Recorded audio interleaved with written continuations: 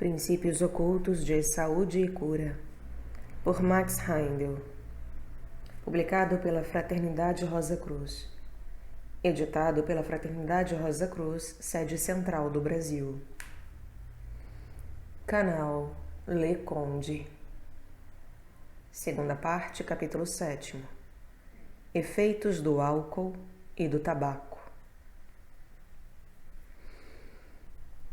A carne e o álcool tendem a excitar a ferocidade humana, impedindo que sua visão espiritual penetre os mundos superiores, concentrando-a no plano material. Por isso, a Bíblia nos diz que no princípio da Era do Arco-Íris, a era em que começamos a viver em uma atmosfera de ar puro e límpido, muito diferente da atmosfera nebulosa de Atlântida, de que se fala no 2º capítulo do Gênesis, Noé, pela primeira vez, produziu o vinho. O desenvolvimento material foi a consequência de concentrarmos nossas energias no mundo material, o resultado de consumirmos carne e vinho.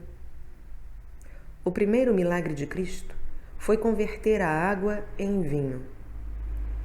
Ele recebera o Espírito Universal no batismo e não tinha necessidade de estimulantes artificiais. Cristo transformou a água em vinho para dá-lo às pessoas menos evoluídas que o rodeavam. Mas nenhuma pessoa, enquanto beber vinho, poderá herdar o reino de Deus. A razão esotérica disto é que enquanto os éteres inferiores vibram de acordo com o átomo semente do coração e do plexo solar, mantendo vivo o corpo físico, os éteres superiores vibram com o corpo pituitário e a glândula pineal. Ingerindo o espírito falso que é fermentado fora do corpo e que é diferente do espírito fermentado no interior pelo açúcar, esses órgãos ficam temporariamente com suas atividades bloqueadas, não podendo vibrar em resposta aos mundos superiores. Devido ao abuso cometido durante séculos, o homem deixou de atuar nos mundos superiores. Se se bebe demasiadamente deste espírito alcoólico, aqueles órgãos podem despertar ligeiramente, possibilitando a contemplação dos reinos inferiores do mundo do desejo e de todo o mal ali existente. É isso que ocorre no chamado delirium tremens.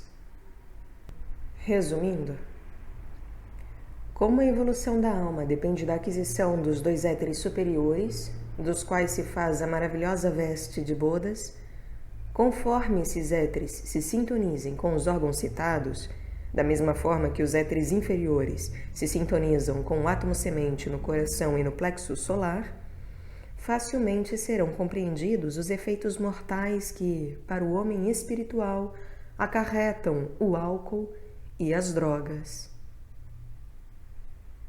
Para esclarecer melhor este assunto, vamos mencionar um incidente da vida.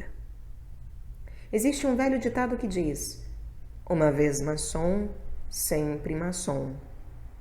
Isto significa que quem quer que haja recebido a iniciação na ordem maçônica nunca poderá renunciar, porque não pode desfazer-se do conhecimento e dos segredos que aprendeu.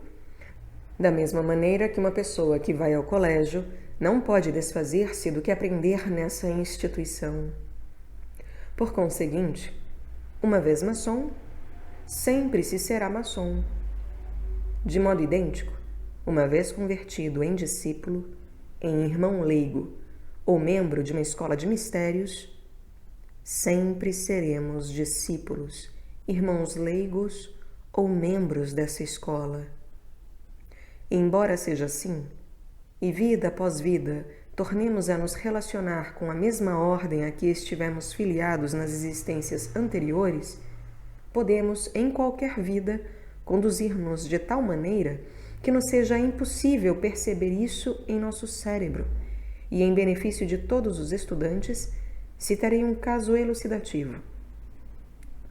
Quando fui levado ao templo da Ordem dos Rosa Cruzes, na Alemanha, fiquei surpreso encontrando lá um homem que conheci na costa do Pacífico, isto é, a quem tinha visto poucas vezes, embora nunca tivesse falado com ele.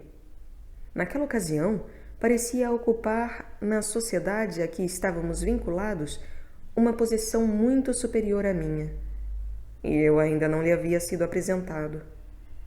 Contudo, saudou-me calorosamente e parecia ter perfeito conhecimento da sua vinculação com essa sociedade, sobre o nosso encontro nela, etc. Ao voltar à América, esperava obter muitas informações desse irmão, se tivesse a sorte de tornar a encontrá-lo no Oeste. Quando cheguei à cidade em que estava, alguns amigos comuns disseram que ele me esperava ansiosamente e que queria muito encontrar-se comigo. Portanto, logo que o encontrei, dirigi-me para ele. Sem vacilar, dei-lhe um caloroso aperto de mão.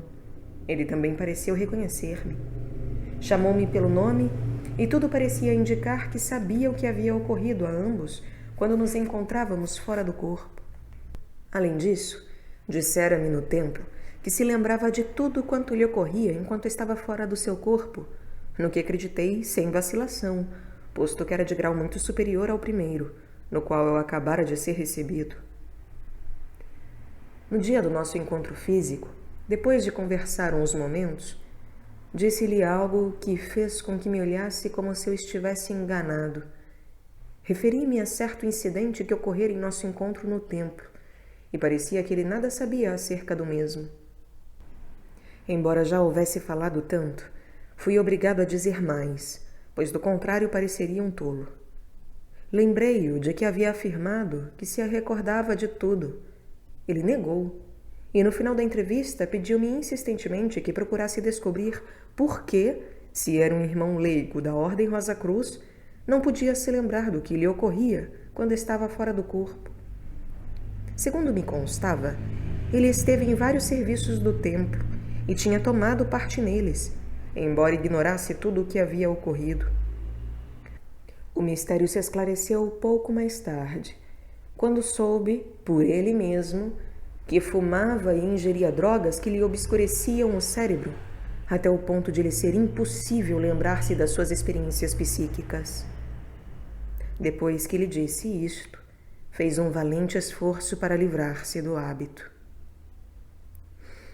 Este caso demonstra quão necessário é sermos puros em nossos hábitos e considerarmos o nosso corpo como o templo de Deus, evitando profaná-lo como evitaríamos profanar a casa de Deus feita de pedras e cimento, que não é nem um milionésimo tão sagrado como o corpo de que somos dotados.